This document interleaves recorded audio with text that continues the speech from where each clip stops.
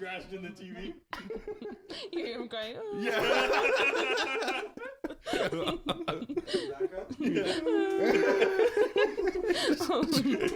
Every now and then, Still hurts. So yeah, native happiness. Try to be happy. Yeah. But I'm sad. Well, what'd you guys eat for breakfast today? I literally didn't eat anything yet. Whoa! Yeah. And drinking coffee? Yeah, I also haven't Your had stomach anything. doesn't hurt? No, Iron stomach. All right. Eee. Beautiful. it's doing good. No old ass stomach, 60-year-old. Yeah. Yeah, exactly. I'll eat a piece of beef jerky for lunch, baby. I just Beef don't. jerky pack of smokes. All right. I just don't care no more. My homemade beef jerky. Yeah, but homemade Yeah. beef jerky. All you do is brine it for a little bit, leave it in the sun about 5 hours. You're good. It's sitting out on my porch right now. Yeah. Let the animal salt it by licking it. Yeah. let the cow lick it every once in a while. Chew it up a little bit. Do cows eat meat? They don't right? eat meat. No, they're Oh, not no. supposed to. Oh, no. Yeah, traditionally. Do you guys remember Mad Cow? Yeah, I studied it. You did. Ooh. Yeah, it was microbiology. What did you learn about mad cow disease? Nothing. No. Nothing. Just kidding. No, we didn't talk about that much. It takes a long time to start, right? Mhm. And it's like it's misfolding of your protein. So Mhm. there's like no cure. What? Like Yeah. not like it's like a sad fatal death. That's terrible. And you don't People- find out till Because it's it's too not late. your Right? DNA. Yeah. It's just like your fucking brain's decaying now. Oh shit! Do In people your still whole get body. mad cow? Yeah, we could have it and we wouldn't know it. Yeah. It takes a long time to develop. It's called like prions. Oh hell no! That's freaky. yeah. Mhm. Yeah, mad cow's no joke. I'm gonna out my mom's brief college career, but when she was going to school, we'd have to go back and forth from Reno Mhm. to here in for medical things, and I remember one of the books she had to read was Fast Food Nation. So I was reading about and I would read it to her while she drove. So yeah. So I was reading about mad cow and like the horrible fast food conditions. I was like, Mom, but I was like, Mom, we gonna get McDonald's. We gotta stop. I still want McDonald's. Yeah, I was like, we can stop. Oh, it's got me thinking about McDonald's. I'm hungry. Yeah. Ew. So as usual, we'll start off this episode with some native happiness, and I can't remember who we started with last time. You. Was it me? Yeah, I was just around. Oh, okay. Well, we'll start off with Dwight this time. So, Dwight, what was your native happiness from this last week or so, weekend, last hour? The last, I would say last Saturday was, we had a birthday party with me and some of my family, and it was just really good. It was a good time. They're all really funny, so I laughed a lot, and I wore out my voice. And there was this little girl that followed us around, and she was really cool. We were helping her play basketball. Our niece. Yeah, our niece, we were picking her up and like letting her throw. And she really liked it. And how she showed her appreciation was she had this little backpack on, and she turned it around and she was digging around in it for a while. And then she pulled out a grape and she was like, "Here." And I was like, "Oh, thank you."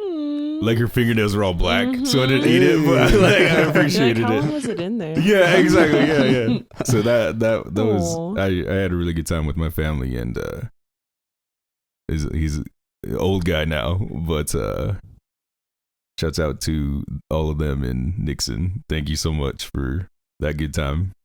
I really needed it and appreciated it. Yeah, Nixon, Wads, McDermott. Oh, Real Winnemucca. ones. Yeah. Yeah, all over the state. How about you, Everett? What was your native happiness that you had from this last week or so? It was yesterday. It was really cool. We did a cleanup at the river the other day, and it was nice hanging out with all you guys. And we got to see Orlando. We got to see Leslie. We got to see all of them and hang out with them. And then we got to eat really good food after. We got to have really good burritos. What's the place called? Ana's Taqueria Yeah, on sure. Wells.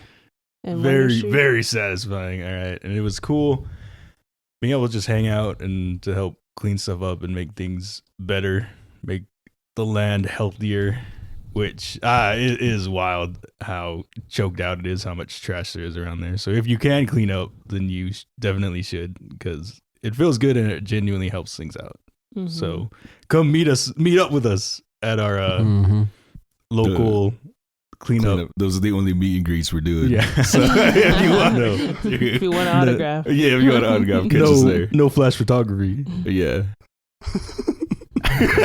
Written consent. Without consent, without signed consent. No flash. Yeah, no flash. Our faces are too shiny for that. Yeah, it's straight Look at my balance. beautiful eyes. Yeah. How about you, Alicia? What was your native happiness from this last week or so? I would say I met with another Kanaka on campus at UNR. Oh. She's the dean of students, and it was so cool to meet with her because she's kind of like me. She didn't grow up in her ancestral lands in Hawaii, so she's talking about her identity and how much she's just striving to help the community wherever she's at in higher ed. So it's the route that I want to go into, so it's cool to hear her That's really story. cool. Mhm. Aw. It was so cool. What about you, Ave? Man, I don't know. I mean, I was gonna talk about the burrito.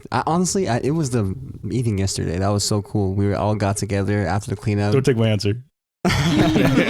Yeah, but Be we original. all It was like bouncing off of that.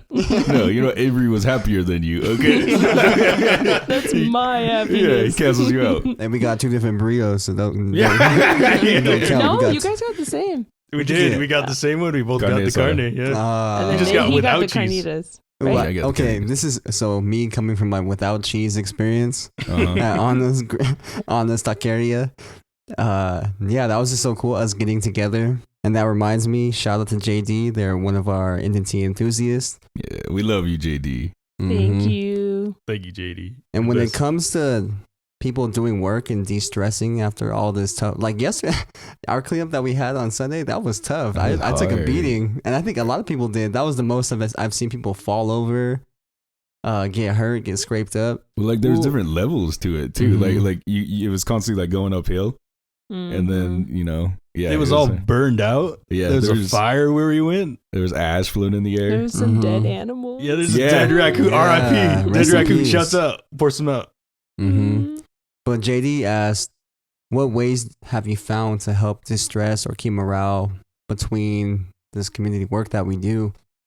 And I think it is things like that. Like after we do community work, we go eat.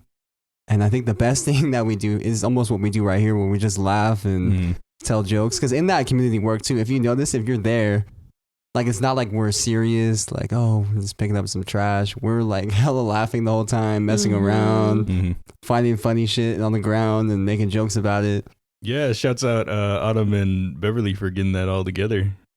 And for people who don't know, so we're trying to do more cleanups, and it's run by our indigenous-led cleanups. So that's run by Autumn Harry and Beverly Harry.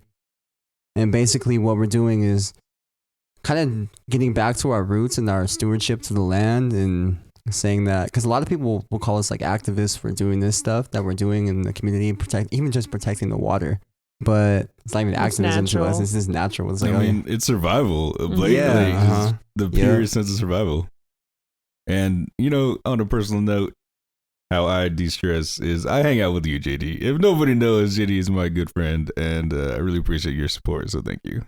yeah, if you're able to support our podcast, feel free to tap in with our Patreon. We have different levels. We have a regular friends, supporters, and then we have the NDN Tea enthusiasts where you'll be able to ask us questions, and we'll send you a thank you card signed directly by us. You'll be able to see our handwriting, which is it's fairly. Like chicken what? scratch. Who? I've been told I write like the Zodiac, and yeah, That was in junior high, right? That was art my, class. my first day of ceramics class in junior high. My teacher we were supposed to be filling out a questionnaire to being like, hey, like what do you like, what don't you like, and she was looking at mine over my shoulder, and she said, you know what, you write like a serial killer, like my handwriting. And I was like, thanks, like okay, like What'd you say to me? wait, okay, I'm gonna watch where you go after that. I was like, where'd you park at? You're like, we'll see. Yeah. Not yet. But like, even like, it's so bad that my friend, when we worked together, I wrote her a note that said she wanted to see. She wanted to see my handwriting, so I wrote her a note that said, because like I told her this story, and I said, I am not a serial killer. I am your friend, and I gave it. No, that sounds terrifying. It was something like that, and so I gave it to her, and that's like what somebody sends her on death row. Yeah, well, she hung it up on her wall, and her mom saw it, and her name's Karen. She was like, Karen, what is this? Who gave you this? Who are you hanging out with? Yeah. So you have that to look forward to if you do that. Mm-hmm. And I know you all want to now. I know you want to see it. Numbers are gonna skyrocket now. Yeah. Mm-hmm. And today was low-key kind of shitty. Like I was telling Lisa when we woke up, and I told you guys when we first got here, but this time change low-key fucked me up when I woke up. Because it was like 6:30 and I was like, holy, like what time? It felt like I was in a new dimension or something. Yeah. Like I was like, what time is it right now? And it was so tough. It was so tough to wake up. And when we came to this podcast, I was like, damn, I don't know if I can do this today. I'm feeling like just hella tired, and this time That's time why change is messing with me. That's why we gave you the extra hour, Avery. That's why we showed up late. Yeah. We're like, let's Felt your let them vibes. recover. I felt those vibes. Indian time coming in handy. Yeah. My friend needs this. That's right. Technically, we are on time. If no such thing as daylight savings existed, we would have been here exactly. Oh yeah, huh? Yeah. Honestly. We've been here early. True, 10 Ooh, minutes you guys are early. on time. Yes. And right before you guys got back, me and Alicia were eating brunch, and it kind of brought up the topic of like how people, as soon as Biden got fucking elected, they're like, "Oh, back to brunch now. Like we can go eat breakfast and be peaceful now." Mm-hmm. But they don't realize, to me, when Biden got elected, that was such a weird time because you had the people like the native vote people saying like voting is sacred. I saw like democracy is indigenous. Everywhere was kind of voting was really being pushed on our people at that time. But it was tough because as a native person, as somebody who was very critical of presidents in the first place, and someone who knows Biden and what he did, it was tough to even think that this election was somewhat positive, in my opinion, just because Biden, in my eyes, Biden is like a murderer. Like him and Obama go hand in hand in Iraq and Iran in the Middle East. Like they've killed people. They've killed hundreds of innocent people. And that, I think it was almost disturbing to me how people don't see that or how they don't know about that. Wait, hold on. I'm getting feedback real quick. Hold on. It's Obama. Cut the shit out. Yeah, people don't know about that. And it was tough being in that position to like say, hey, I'm not voting for Biden because I just know what he's about. And I know like if we're so critical of Trump right now and that he's like killed so many people in this COVID-19 pandemic that we're in.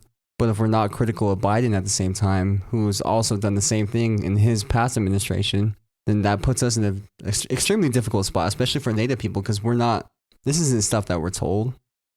Like we said in our past episodes, this took years to learn about all this stuff. It took years of reading about Obama, Biden, the Middle East wars, all that stuff. And I think, this past year, it was just tough. That's all I got to say. It was tough watching people act like it was almost normal in a way. To once Biden got elected, we're like, hey, we can go back to normal. Everything's going to be normal. But like a savior kind of thing. Yeah, like natives, even on Facebook, were like, I feel safe for the first time in 4 years. Yeah. And it's like, no, it's literally same shit, different president.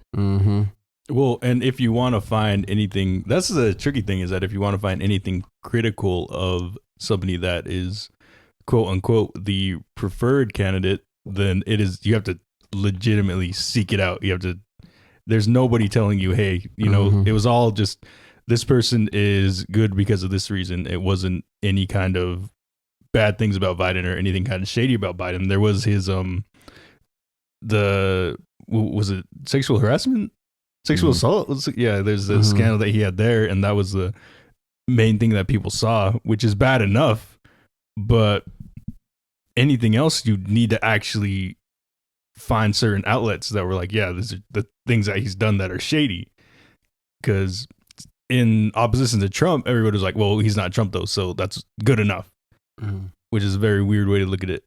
You gotta go possessive, res lover deep. You gotta you gotta dig through all the archives online. Yeah, pull those go back receipts go back to Facebook. Yeah, go back to Facebook, right? MySpace. You gotta check out their MySpace real quick. that actually brings up a really cool point. Like, think about how much we actually dive into stuff and do research on. On like people like, oh, this person broke up with this person. Let's figure this shit out real quick. Yeah. Oh, like, what happened? Yeah, what happened? Oh, they unfollowed this person. So yeah. They But imagine if we just put that energy into figuring out, oh, what the hell did Biden do in this past administration? Yeah, who the quote unquote leaders of our country are. Yeah, And you brought up the sexual harassment thing too, and that just didn't sit right with me either, because even Kamala herself, she said, I believe his accusers. Yeah. And then all of a sudden it was almost like, we did it, Joe. Yeah. yeah, exactly. I was like, it's almost like I'm left dumbfounded just how politics is literally just a game to them. Like 1 minute they're all hating each other, like literally airing out shit. Like Kamala was going after him about the accusations. Well, she straight up called him racist, right? Yeah. Yeah. And then everyone just kind of like forgot about that, and I was like, you said you believed his accusers. You said he was a racist. You talked about his crime bill. Yeah. But what happened to that? I mean, yeah, politics is a mess. Just look at like one of the sleaziest people, Ted Cruz. Ew. With Trump, Trump called his wife ugly, called him weak, called him so many things, and then He said his dad was a murderer. He said his dad was a possible murderer. Yeah. And then what does he do? He loves him. He loves the man. So it's like when you have people like that are so only loyal to power or any kind of possible position of power, then it's just dangerous. It's not good at all for any of us. This is such a touchy subject, especially for Native people, because it was so pushed on us. And to me, it was almost disturbing how much the Biden party was really almost like telling Natives like, hey, we are your voice. We are this. I mean, what do you think about Biden in this presidency? How did you feel when he was elected? Honestly, I don't even really care about him. Like I said earlier, he's just another Trump to me, just in this money game. I feel like this capitalistic system. So I'm just kind of over it. I just wish we had a new constitution. I think it's just not working. They always want to push like reform, and I'm just over it. I'm like, I'm doing my part. I don't give a shit about the president. I mean, how many times you got to reform it? You know? Like, I'm like reforming, like, the neoliberalism. Liberalism, yeah, like just constantly reforming capitalism. It's not gonna change anything. There's still gonna be those people at the bottom that are struggling. Exactly, because that's what capitalism is. You need someone on the bottom in order to have people on the top.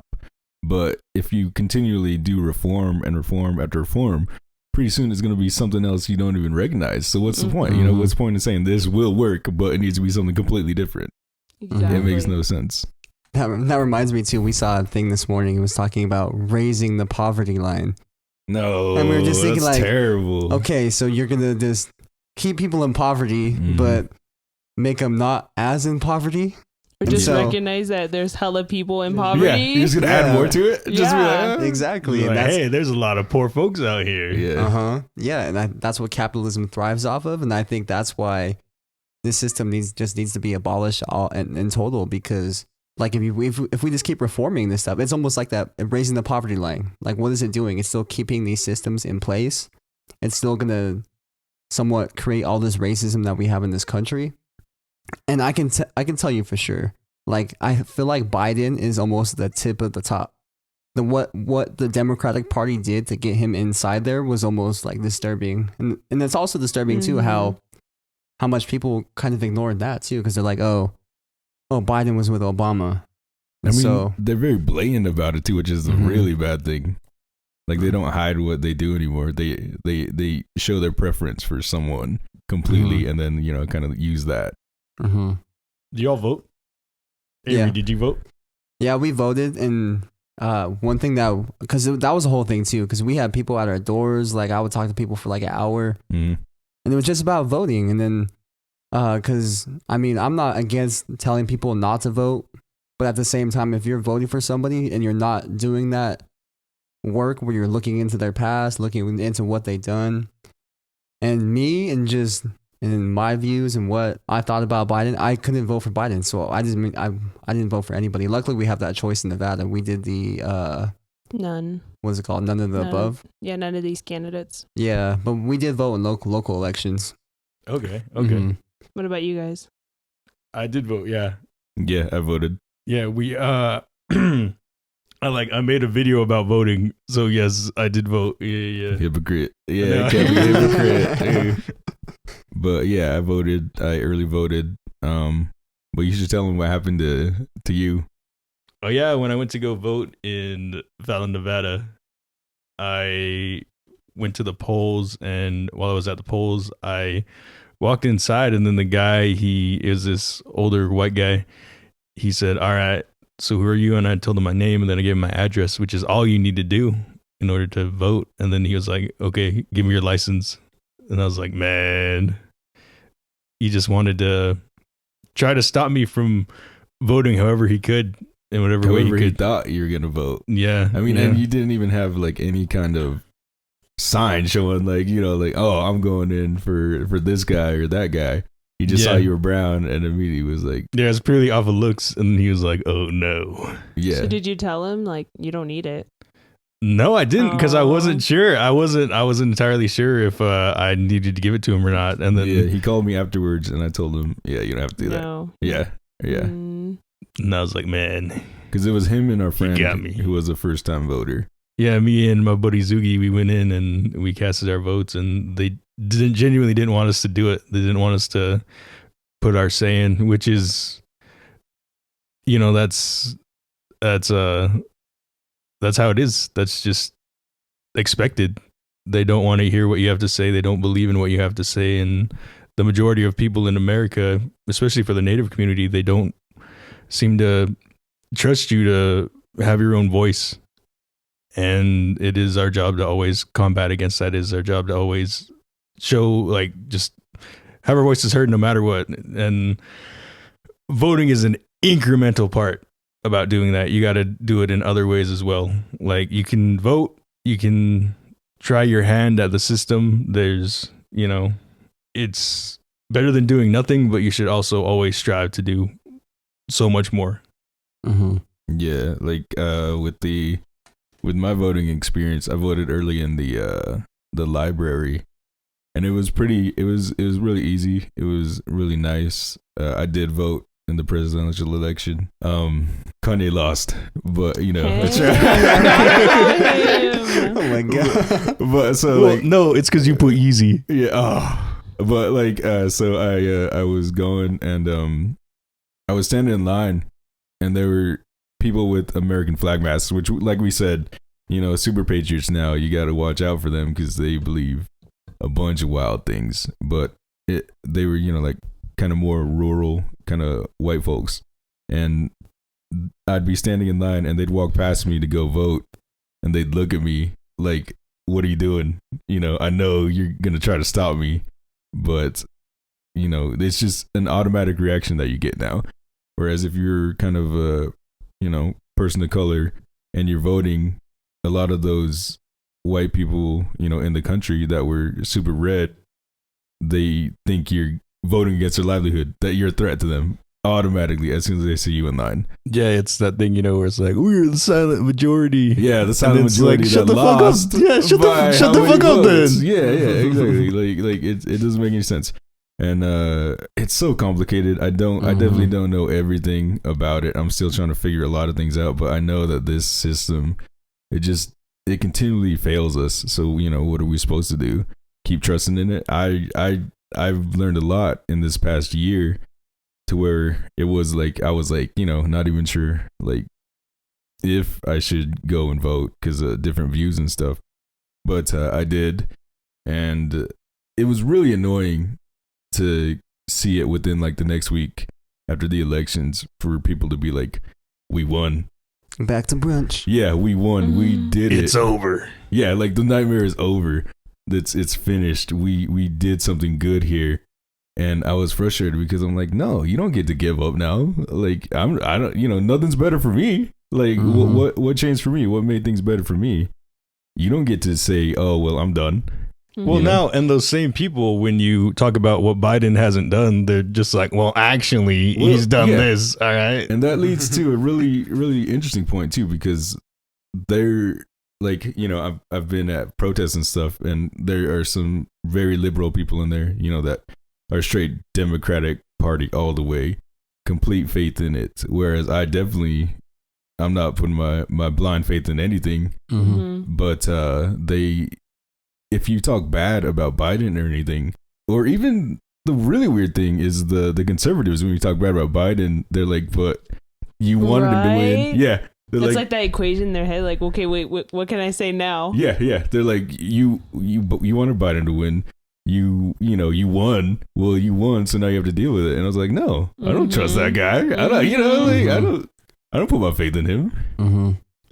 Well, that's what they do for Trump. Yeah. So they think that everybody should feel that same way about the politician. Feel like blind loyalty is so important when it's one of the worst things that you can have. Yeah, I know. I'm talking to like people on like online, my friends back home, and they're like, man, they're all about Trump. But I'm like, okay, do you see how shitty he is? They're talking about how good he is for the economy. I'm like, fuck the economy. Yeah, I'm like, yeah. He's like, I know one of my friends, he was like, I haven't lost my job during the pandemic, so obviously Trump's doing a good job. I'm like, dude, you're a construction worker. Yeah. Like, you're one out of how many people? Exactly. And he was just like, whatever, Biden lover. And I'm like, fuck Biden too. Yeah, you're like, fuck that guy. And they don't know what to do.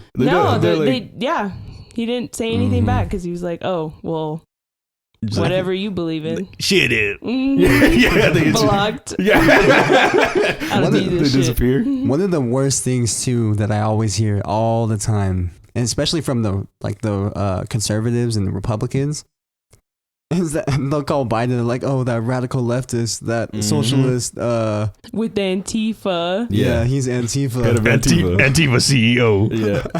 And Antifa's like, man, we don't want him. I know, everyone's like, this guy is totally against everything that we believe in, especially Biden too. And I think, oh yeah, it's like, we wish, like, yeah. And that's where it comes to, and all this stuff it's so complicated to talk about, especially with like people who aren't like familiar with this stuff. So I just want to reiterate again, if you have a question, feel free to reach out to us, because this stuff is like years of learning. And if you don't get it on this first spot, like, it's completely fine, because it took us years to sort of get in our positions of where we are. But one thing I just really ground myself in today is just like my native identity. And when people ask me, especially bringing up the two-party system, when they ask me like what party am I affiliated with, I'm like, I'm Washoe, I'm Paiute. Just native. Sad ass. Yeah, because I feel like affiliating with any of those parties. That's when Avery puts out the show pie arm tattoos. Arm tats. Yeah. Put the tats together. No, you got the forearm. Neck tat. Yeah. That's when Avery closes his eyelids. Yeah. Show pie. My eyelid tats. Yeah. No, his lip. Like, fold my lip over. Dude, that's flirty. Wash your Paiute. Yeah. But that's one of the biggest things that really, in a way, like so-called like radicalized me. Like, I guess one of the first steps, like going back to the first steps, is removing myself from the two-party system in the first place, because I feel like either way, this country is a right-wing party.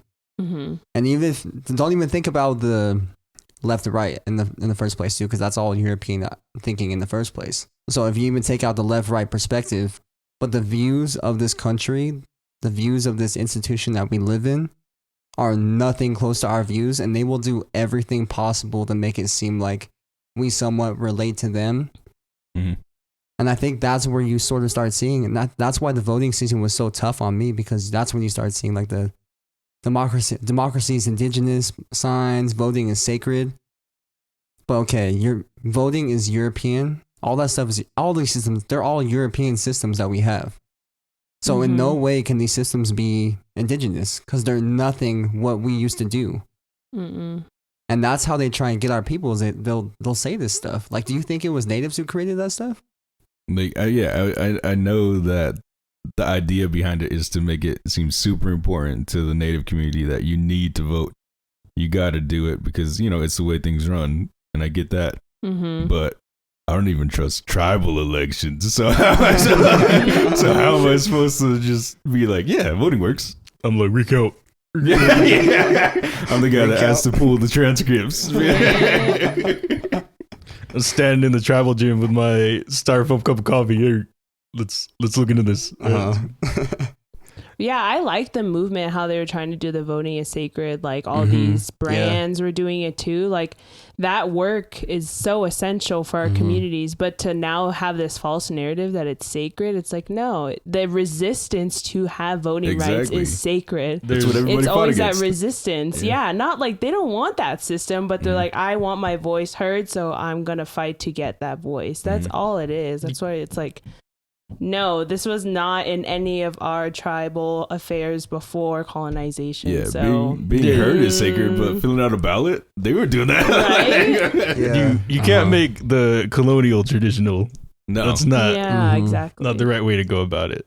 But so if somebody was trying to get into the stuff, if somebody was just like starting from scratch, what's one thing you all want them to know about Republicans? We're going to go Republicans and then Democrats. Okay. Dwight? So Republicans right now, they see themselves as being super patriotic. They're the patriotic party. I was reading this thing about Newt Gingrich yesterday, and when his climb up to the top, he used language like patriotic, talked about family a lot, talked about support and kind of strong language like strength and being strong and things like that. And it's kind of what pushed the Republican Party into the, what was it called, the back to values kind of thing, back to the traditional values. Yeah, where they're constantly saying, we're going back to traditional values, but it's just a continuing narrative where it's just they always want things to get better by going back to when things were horrible for us. And that should say enough about it. That should tell you everything you need to know. And I think for me, when thinking about Republicans and Democrats, I always think back to, I guess, quoting Malcolm X in a way. And so what he said about Republicans is that he called Republicans the wolves. And so when you see a wolf in the wild, you could tell that it's going to get you. Like it has its teeth out. It probably has drool coming out. Like it's coming at you. This thing is a bad thing. Yeah. And so of course you're going to avoid it. And so what he called Democrats were, he said Democrats are the foxes. Because a fox looks cute. It just looks like a little animal. Doesn't show its teeth. But that shit will still bite you. And so it's equally dangerous. I mean, you're not going to get torn up like with a wolf or anything like that. But yeah, like that shit's still going to bite you. It's still dangerous. So still going to take a chunk. Yeah, you don't mess with either of them. And I think... So you don't trust them. What I get from that is you're saying Democrats are hotter than Republicans. Avery's like, Democrats are pretty foxy. Avery coming in with the hot take. And that reminds me too of like what I see on social media too. You always kind of see how Democrats are still going to be dropping these bombs, but it's going to come with a bomb that has their pronouns on it. It's going to come with a bomb that has a pride flag. Going to be sent by a girl boss. Yeah, but they're still going to be dropping these bombs. They're still going to be hurting these people. The tear gas stays the same. People forget that. The no DAPL, all that stuff, that happened all under the Obama administration. We were all getting tear gas. Black Lives Matter started in the Obama administration. On Thanksgiving, how can you be like so blind to just tear gas natives on Thanksgiving and be like, oh no, it's all right. Exactly. They're terrorists. Yeah, they're terrorists. But to me, Republicans and Democrats are all one single party. This United States that we live in is all so-called right-wing party. If I want to talk about like European ways of identifying people, it's all one party to me. They're all one right-wing party, and one is just, I guess, a little bit more so-called left-wing in a way than the other party, but in the same way, they're still upholding this institution. They're still upholding the Constitution, which is, I mean, it's all capitalism. It's all loss of life. Because even if you look at Biden and his healthcare bills, and when he got elected, I mean, he just went back to where he was, and we were in a shitty spot when Obama left too. Yeah. And I mean, we still have like the healthcare system that we have right now for this COVID-19 crisis is it's Biden's healthcare system. It's what they created. Yeah, you can't be blaming the other side for 4 years, you know, until your presidency is up. You can't be doing that. Like, it makes no sense. Yeah, like they tried to do their own healthcare bill and they couldn't even do it, the Republicans. But what we're under right now, this is a United States healthcare. People tend to forget that this was created by Biden. And that is why we're all still suffering. And I don't know why they're hanging on to it with all they can. And Biden, the whole time, he's like, oh, we don't want that so-called socialized healthcare. It's like, why? Like, literally, people deserve healthcare just because they can't afford this shit. Doesn't mean they deserve to die. And that's almost that. I mean, that's all it goes down to, is that if you can't pay for it, you're gonna die. It's an evil idea. Yeah. And that's the only way to think about it. It's unnecessary and it's bad and it's harmful for absolutely no reason. Yeah. Yeah, Alicia, what do you think about Republicans and Democrats? And what's something you want the people to know about them? So, like what Dwight was saying, like Republicans are just trying to go back to the tradition. So basically the Constitution, they just keep upholding that Constitution like it's the fucking Bible. So, well, in their eyes it is. So yeah, religion and Christianity and America are so tied together. Exactly. So it's like I'm never going to be able to see how they see, because it's basically the Constitution is just erasure and genocide of our people and even all other people of color. And they take that as the only thing you can't mess with. And what sucks is that, Democrats are no different. It's just that they uphold the Constitution just as much as Republicans, but in a modern time. So I don't see how it's getting any better. Like, they're trying so hard to be inclusive and equity and social justice. How? When you still have this racist ass Constitution. So doesn't look any different to me. With like the Democratic Party, like we just said, so many of them are so self-congratulating on such little things. Like they take stuff away from us secretly, but then they'll give us a little bit back and they'll be like, look, we did such a good job. And they're just very sneaky about it. And so many of them act so inclusive and so open, but they don't want to put any work in.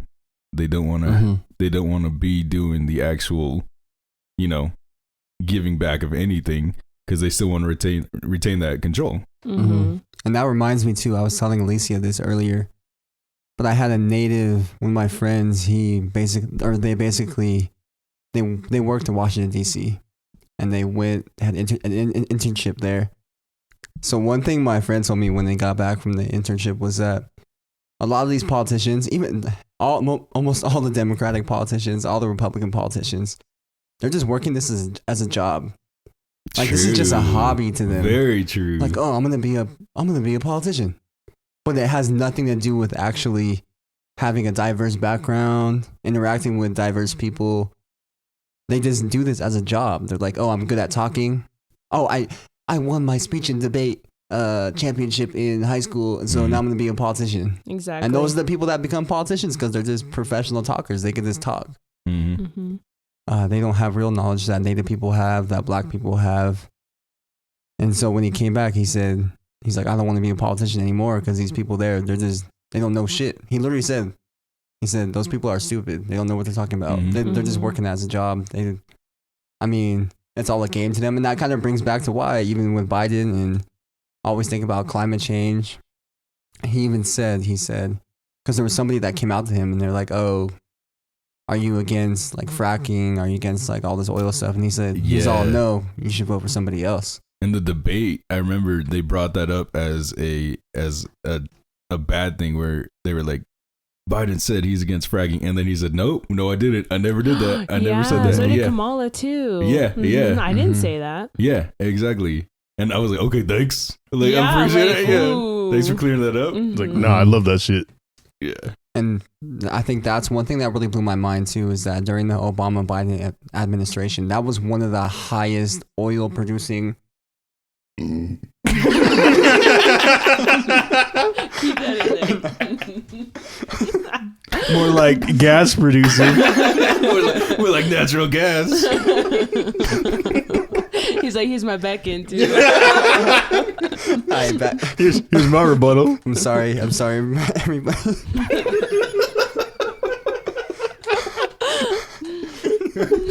Natural gas. That's not brunch. Yeah, but the Biden administration is one of the highest oil and gas producing administrations that we've ever had in the history of this country. Next to Avery.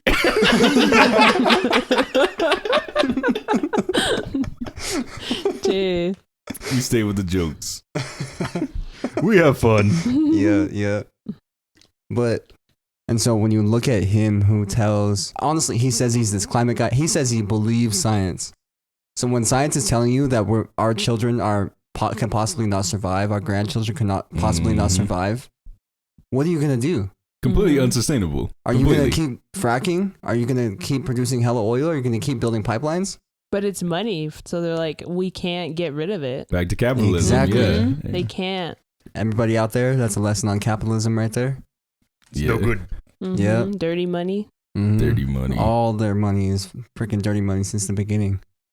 But back onto the topic of Biden and being a so-called believer of science. How can someone who believes in science honestly continue to promote all this stuff? And I think that's where it makes you think about capitalism, and that no matter what you say, if you are a capitalist, if you are a president for this country, if you are a politician, a Democrat, a Republican, you are advocating for this stuff. And you are advocating to keep on maintaining this capitalist system, to keep on maintaining this system that will always harm our people, especially. Yeah, you're fighting for it. Yeah. Like we were always the ones on the front lines, and us continuing to support the Democratic Party is continuing to support this system, no matter what they say. And it's crazy too, because like they keep pushing natives to like use the system to their advantage, but we're already like lowering ourselves by having to like talk in their language, think to their level. And it's like, do you know how much revolutionary shit we can do just without them? Like all the revolutionary shit and all the good shit that has happened in this country was because of uprising. Like just think of the 50s and 60s, like shit went down. Like even in terms of education, like that all happened because of the civil rights. It was never because of a policy. Well, policy happened after the fact. So because they forced the issue, you know? Yeah, change is messy. Yeah, so you can't change the system from within. That's why I feel so bad for like Deb Haaland. I was really looking into her, and she believes in a lot of stuff we do, but I'm like, dude, it's like they think of her as like this enemy, like she is the like evil person. She's gonna ruin all the money that we work towards. So it's like we don't need this system. And that's where it sucks too, because if we're put in that position, any of us right here, they would force us to compromise. If you want to be that Secretary of Interior, you're going to have to force yourself to actually do shit that's going to harm people. And that's one thing I can never get through my head, and one reason why I would never be a politician is because you're guaranteed to harm people. Like, compromise is the most important political action to politicians. It's like it's the main thing. Instead of actually making change, is compromise. It's hard because it's the only thing that gets things going, you know? You got to compromise on some stuff, and, you know, if you're going to conform to the system that beat you down and hurt your people to try to change it, I don't know how you're going to do it. It's hard. And I think that brings up a good question, Alicia. I always think about how many people in the past like change shit from the inside out. Like how many people can you think about? How many of these radical people? What are good politicians? Well, like for this is going to be my thing for Republicans. There was the high benchmark, best politician ever, Abraham Lincoln. And Abraham Lincoln, the main thing that one of the greatest things that people say the government has done is that they freed the slaves. And Abraham Lincoln, when he freed the slaves, he did not do it because he cared about black people. He didn't do it because he cared about people being in slavery. He did it as a political sort of movement. It was a maneuver for him to do. It was something that would help him in his own agenda. He cared nothing about the actual pain that these people were going through or the suffering that they had. It was more just like, well, this will help me, so I'm going to do it. And then also, Abraham Lincoln was Republican, and that's the main thing that they love saying. They're like, did you know Abraham Lincoln was Republican? Did you know that? The slaves. Yeah, he freed the slaves. And it's like, no, he didn't care to free the slaves. If he didn't have to, he wouldn't have at all, period. So, and again, that's the whole Republican thing, is that they're more about ideals than actually helping out. They're like, well, this idea of something that's where they put their weight on it. It's like this. It's such a contradicting statement too, because like we freed the slaves, like the Republican Party. It's like, so why aren't you doing anything now? But then where is that radical ideology that you guys think you have? Yeah, take away black votes. Like, and you use the excuse, well, we freed them. It's so, like, it's like, we did this thing to help you guys, and now it's fine. We did this thing back then, but so we're cool. We don't have to do anything else. Yeah. It's like, we're gonna protect these Confederate statues though. These need to stay up. Yeah, the history. We're the party that freed the slaves, but at the same time, we're gonna be the ones that maintain that history is still in place. It's like, stop bullshit. And you wouldn't have done it now. If they were back then and it was like, hey, do you want to free slaves? It'd be like, no. No. And that's just how the Republican Party is. And that's the truth of it. They do not care to help minorities or people that aren't rich. That's it. And that brings up one thing too that just came to my head that we talked about in episode 1. Let's talk about moderates. Let's talk about moderates. Talk about college year, freshman year. Oh man, if you're somebody out there, they might be the worst. Honestly, moderates are the worst. Yeah, because there are people that are just stuck in a state where I don't even know what to call it. Yeah, they're not. A lot of them are like, I just want peace. Yeah, like, they're stuck. I just want us literally to get just along. stuck. They're not doing shit, and they think they're smart for it. Exactly. Yeah, one time I had a professor in college. He went off on moderates. He's like, if you're a moderate, you can get out. No way. Because he said like you can't do anything with a moderate, like because they're always looking at they're so-called looking at the both sides of the story. You called it, I think you called it galaxy brain. Yeah, them galaxy brain moderates. They're the only ones who can see both sides of the story fully. They're the only ones that can handle it.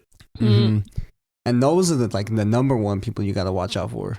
Of course, Republicans and of course Democrats, but always be wary of a person who says they want to see both sides of the story or any of that. Yeah, because all they'll say, if you give them your best points, they'll just say, makes sense. And then the other person can just talk complete bullshit and then they're like, makes sense. Exactly. It's like that meme that's going around of like someone posted, I want someone to be able to wear a swastika and pass by a Jewish person wearing a yarmulke. That's my ideal America.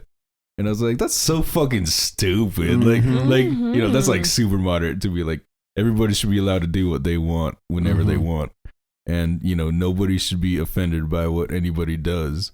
But no, like if you're not picking and, like a moral center or anything like that, like a ideology that you are going to stick by, then what do you have? You don't have anything that'll help me, They're saying, hey, you know what? I believe in you as a person, as a minority, as somebody that gets a lot of hate, but I also believe in the person that hates you, saying you shouldn't be allowed to exist.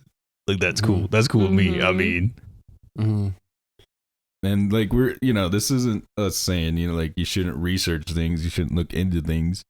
But if you research something, if you're truly researching and looking into things, you're forming an opinion. There's no way you can't. If you don't really pay attention to it, then you're not gonna have an opinion, and that's when you can say, well, I see things from both things, so I don't really have a stance. It's like to those devil's advocates out there when they think that they're making a point by saying the other side statement. We fucking know. Like, you're not being this really smart person that's, well, let me teach you about this. We already fucking know. So, like, you're wasting everybody's time by being like, well, actually. And that brings up the point, too, where if you are arguing with somebody who's against your political views, and especially as a Native person, if you are arguing with a Republican, even a Democrat, I've argued with various Democrats in my history, and just with things about like oil or clean water or fracking and the environment, stuff like that. Because that's in our native ways that we always want to protect that stuff, and it's against their ideologies. And so I've argued with them, and I think the best thing I've learned when it comes to picking and choosing arguments is that save your energy. If they're going to come at you from a point where you know they are not going to change their opinion, and I can tell you, if a right-wing person will come up to you, they are not going to change their opinion, no matter what you tell them. I mean, they just want to make themselves look smart or make you look stupid. That's their whole agenda. Exactly, and that's all those people are. They're all professional talkers. They just talk. And so, how do you talk shit? So how do you change their game? Don't talk to them. Like you don't have to talk to these people. You can just be like, hey, I'm not going to talk to you. No, tell about that story with your poster at a protest. And that lady was trying to talk crap to you. Oh, so I was at a protest, and my what did my poster say? It said, my poster was about abolition, and basically like abolishing the police and capitalism and stuff like that. And then this old lady came up to me. She was all, what does that mean? That's interesting approach. Well, first she came up to me and she's like, I don't like your sign. It's too simple, right? And at that moment, she talked to somebody else, and because they had something about abolishing or defunding the police, and then they explained it to her. She's all she told me, she's all, see, why can't your sign say what hers says, and why can't you tell me about this? I was like, well, you're not going to change your mind no matter what I tell you.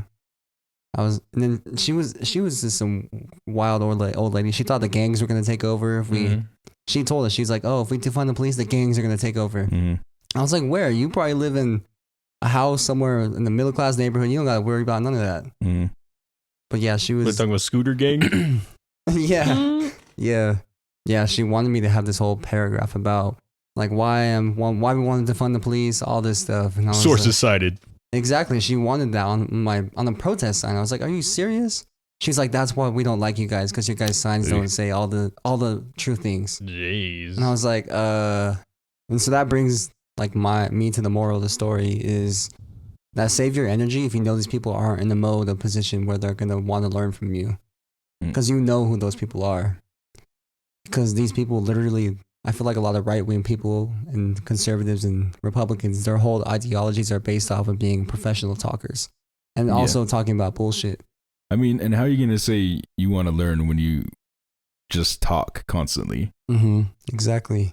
And that's why you have all these influencers like the Charlie Kirks. You have the Candace.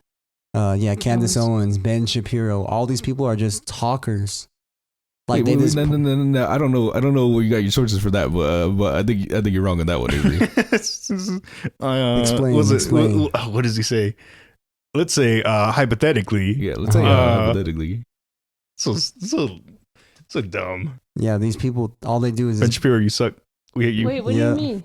That's just what he says. Yeah, that's what Ben Shapiro always says. He says, "Well, hypothetically speaking, let's say," and then that's how he makes his arguments. Oh, yeah, they just pull bullshit out their ass, and like up until the point where it doesn't even make sense, and they'll be like, "Yeah, respond to that." Huh? Yeah, and then you don't know what to say because you're like, "What the fuck did you just say?" Like, exactly. And then like, "I got you," and that's what I'm talking about right there. Republicans and Democrats will pull shit out their ass and want you to almost. It's all speech. It's all a game to them. It's all speech and debate. Like if you can't debate them, then you're the one. Then they make you look down on yourself. Then you're stupid. They make you feel stupid. Be able to talk to them. And they're probably not blindly. They're wildly hypocritical, and they don't even care. We and my brother were listening. Like I think it was a couple years ago. We were listening to talk radio here in Reno, and the guy he got a caller, and then he hung it up, and he was like, "Okay, so I got this caller, and he insulted me for being white. He said, 'cause I'm white, I'm racist." And he was like, I can't believe that. It's outrageous. And then he paused and said, I don't know. He sounded black. And it was like, what? Yeah, like how can you be that blind? You know, like, and then they'll do shit like that and be like, And I'm then- not a racist. And what is wild is that I was like, man, is anybody gonna point this out? Like, is anybody to say how can you call him racist and then be like, oh, I don't know, Just sounded like a profiled black him. guy. yeah, exactly, yeah. Mm-hmm. But yeah, like that's why with their presentations and like these kinds of shows and what they put online on their social media and things like that, you got to be careful because it's very, very skewed. Sounds good. Like Yeah. honestly, like Yeah. what they say. With editing and with the Mhm. way they turn things and, you know, show reactions and stuff. Yeah, it's made to convince you. Mm-hmm. Mm-hmm. But it's all bullshit. They just stress the other side out to the point where it's like, well, there's nothing I can say to you. And then they're like, I shut you up. I got you. Exactly. Mhm. That's why they have those videos. They'll be like, oh, Alicia owned Everett. Yeah. He's just straight owned. Yeah. Dwight destroys Yeah, Everett. that's right. Really? Dwight destroys Everett on his political views. Yeah. They have the thumbnail of me like screaming and then my Yeah, brother yeah. like I'm his head crying. down. Yeah. On the floor. Yeah. Gonna put the laughing crying emoji. Yeah. Mhm. 100. Well, and like talking to also something that you need to know when you're talking to Democrats, you need to know that they will listen to you. They will say that they hear you, and that does not mean they will do anything. They'll be Mhm. like, all right, I hear you. I understand you. I'm with you. And you But- cannot take that as a sign that they're going to help you out. You have to do things on your own, and you have to go into this knowing that you're probably going to have to do these fights with the other people that fully believe in these things with you, because you can't depend on these politicians because they just want you to like them, and Mhm. they just want you to think highly of them so that they can get elected again. And Democrats, their main thing is compromise all the time, and they cannot fight for shit. Like they'll, for instance, just this last week we were doing the stimulus bill and they got it passed. But the thing was that they had it at a certain number. They had the checks at a certain amount, and then they renegotiated it down because they wanted Republicans to vote for it. In the end, Republicans still didn't vote for it. So they compromised against themselves for absolutely no reason. Mhm. But that's very common. As soon as they put a statement, they're like, yes, we're going to fight for this. We're going to put this through. And then Republicans are like, nah. And then Democrats are like, okay, we want peace. All right, we won't do it. As We long won't no as- violence. Yeah. As long as they stack up accomplishments, we're completely expendable. As long as they can say that, well, we got this done and we got that done, but Yeah, how is it affecting the incremental people? things Yeah. are like big Right. wins. How are the people? Is everybody doing because of this? How are we better off because of this? Are our lives actually better, or are they just more okay? Mm-hmm. And yeah, I think kind of wrapping this all up into like what we talked about. Like I just keep thinking about Standing Rock and how that all happened under the Obama administration, and it happened for a long time too before he even said anything, before any politician said anything. Mhm. I mean, and like it goes back to the thing where you need to make noise because otherwise they'll Mhm. ignore it. They'll completely ignore it. Mm-hmm. And back on to what Alicia said earlier, you can do all this stuff with your people. You don't have to rely on these politicians. You don't have to rely on Republicans or Democrats. Yeah, you do can. your stuff with your people. Organize with your people. So all that work that you put into voting, put that into your people and organize in our own communities. Oh, and you know what really annoys me is like, especially with the people about the Biden administration, they're like, give him time. Give him time. He's only been in there for 2 months. Give him time. He needs time to do this. I'm not gonna wait when I've been waiting.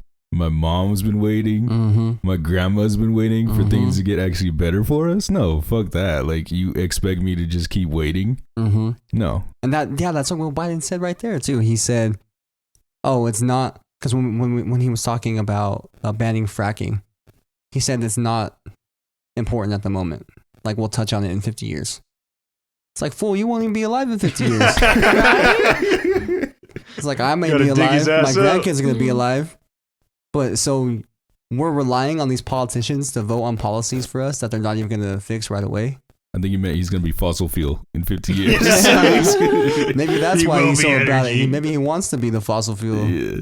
Because, oh my God, the politicians are so annoying. I think that's what Democrats annoy me the most, is because they put on that face. They put on that Fox face. They put on that Fox look where they're almost undercover. They don't look dangerous, but they're attracted to people. They're like, oh yeah, these people are so diverse. They're about equality.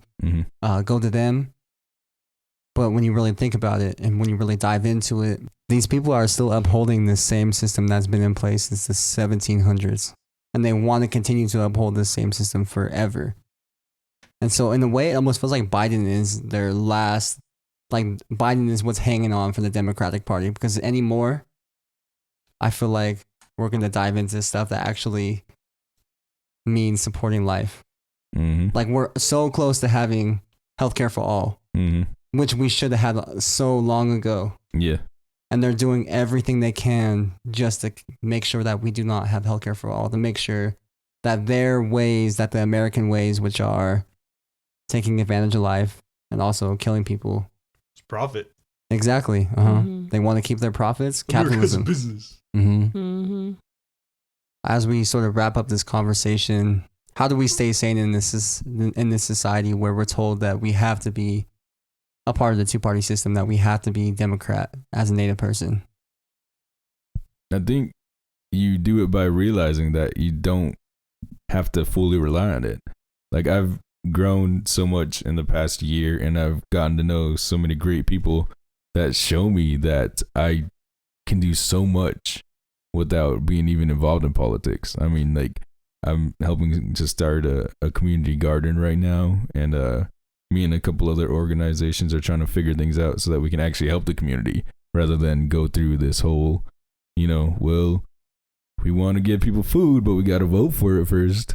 Like basic needs just not being met. And it's just so wild to have to rely on something that takes so much time and doesn't even work for us to begin with. But you don't have to. You got to know. You're hungry? Let's debate about that. Yeah, you're hungry. Let's talk about it. Let's see how hungry you are. Yeah. But so like I stay sane by like doing that, and by also, talking with like all of you here, and like having conversations like this, and learning more and more about what I actually will be able to do and actually will help out. And also I've been doing a lot of theater. And a lot of I got a music program. I do that too. SoundCloud link in the bio. Ooh. Avery does raps, freestyle raps on it. Avery goes acapella. Every time I start the song, Avery's like, cut the beat. Turn that snare down. Yeah. So how about for you, Everett? How do you stay sane in this society where you're told that you have to be a Democrat to be a good person? Yeah, the best way to stay sane is knowing that that is not true, knowing that you can have beliefs outside the governmental systems, and finding people that also share those beliefs, knowing that they're out there, knowing that you can reach out to them, just there's a lot of us here. There's a lot of us here that don't think that we're doing good, and not in the right-wing Republican way, in the way that we actually think that we can make change and we can create change, because we can. You're going to be nervous and you're going to be scared and you're going to get tired, but you have to fight. It's worth it.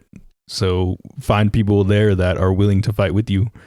And if you're not sure, then we're here. You can reach out to any of us, we can, we'll be down to try our best to help you out with anything. If you need to build a house, Avery will be there. He'll be there with the lumber. He's a expert craftsman. All right. And if you need hot beats, I'm always there. All right? Dang, the vibes. If you need lo-fi beats to chill to, I'm there. Yeah, and also just express yourself in any way that you feel that would help you deal with these feelings that you're feeling with. Like, I write stuff. I write plays, and I also my job is I work at a youth shelter, and I get to work with these Native kids, and I get to just hang out with them, and I get to see how they're doing and the way they think of things. And kids are really they know a lot more than we ever knew at their age, and they're doing a lot better than we ever did. They care a lot more. They're smarter than us. They're kinder than us. And they're funnier than us. All right. So that's also what helps me stay sane, is knowing that there's these incredible kids out there that are going to carry us into better things. That helps out a lot. Yeah, and all his plays are really depressing, but they make him happy. Yeah, so, there's a trade-off. It's that healing. Yeah, every time we put on a play, I'm like, man, people are gonna love this. And then we'll do first rehearsal, and I'm like, this is dark. This is sad. They're all about how he's just missing her. Yeah. Everybody has to take therapy after. Yeah. Like, man, just call her back, all right? How about for you, Alicia? How do you stay sane in this American society? Honestly, just keeping in touch with my community. I mean, learning about my culture. I feel like that's what just keeps me alive. Like hanging out with all my indigenous fellows and community around this area. I don't know. What, smoking up? Yeah. Rolling the fatty. Yeah. I seen you with those gorilla fingers. Yeah, I don't know. Just, I feel like I just always have, like, I'm super type A, so I just always have to have goals for myself. So keeping myself ingrained in my community just will always ensure my goals and I'm going on the right path. Because, like, once you're disconnected from your community, like, really, what are you? So that keeps me sane. What about you, Abe? And going off of what you said, I think capitalism in itself promotes individualism, which was not a native thing. Like, we didn't view ourselves as individuals. We always viewed our community before ourselves. And I think getting back to that and getting back to our community is one thing that's really keeping me sane. And also another thing is just, like I said earlier, removing yourself from the two-party system. Removing your mindset from the two-party system, because they will do everything they can to try and keep you as a Democrat and try to keep you in their ways, which is limiting yourself, because our views, our indigenous views, go way beyond their views. Us just saying we want clean water goes way beyond their views. They're like, hey, slow down. Exactly. Us saying we want healthcare for all, way beyond their views. I mean, yeah, you gotta let people know that it's possible, you know? Like, yeah. And they'll do everything they can to tell you it isn't possible, but it is. Yeah. They told all those people back in the day that all the stuff that they were doing wasn't possible. And so what they tried to do with that is they tried to do it through reform. They're like, oh, just go vote for it then. But no, the number one thing they don't want is they don't want our people getting together and collectivizing. Because that's where the true change is going to happen. That's where the revolutionary change is going to happen, is when we come together as a community and stop relying on this governmental institution that is honestly almost at its tipping point, in my opinion. I mean, look at what happened with their super patriots, you know? They almost overturned everything. And those are the ones that are supposed to completely believe in it. So, yeah, I mean, look at ending slavery, you know, ending separate but equal, even making natives known that, you know, in this system we are seen as an actual person. That didn't happen until what, the 70s? Yeah, so you need to know what's possible. You need to know that you're not going to be held back just because everybody else says you can't do it. Because look at how much it's helped us so far by not going by what they say is what we have to do. Yeah, that's heavy. No, I'm just it's wild to think, because just like how much it is pushed on you that you have to be this perfect American person, that you have to stand for the flag, that you have to do this, and this in order to be almost to be a person. Yeah.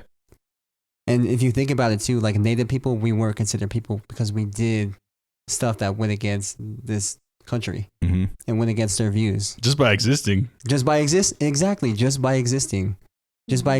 we are a threat to this government. Yeah, we've known from the beginning that this land of freedom is picky. It's very picky on what it likes. The moral of all this stuff is just go beyond the Democratic Party and go back to your indigenous roots. Go back to their views. Read what our elders used to think and read what our people were saying back in the day. Because I know they've done a lot to try and erase that. But listen to Black theorists, listen to indigenous people. And I think our views are ultimately is what's going to save the people. Because I feel like we're the ones that have been really keeping it going. we were the ones who were on the front lines of the pipeline protests for their oils. We're the ones defending the land that they want to destroy. So I think, yeah, just go back to your indigenous roots. As someone who's very like I guess modernized would be the way to say it.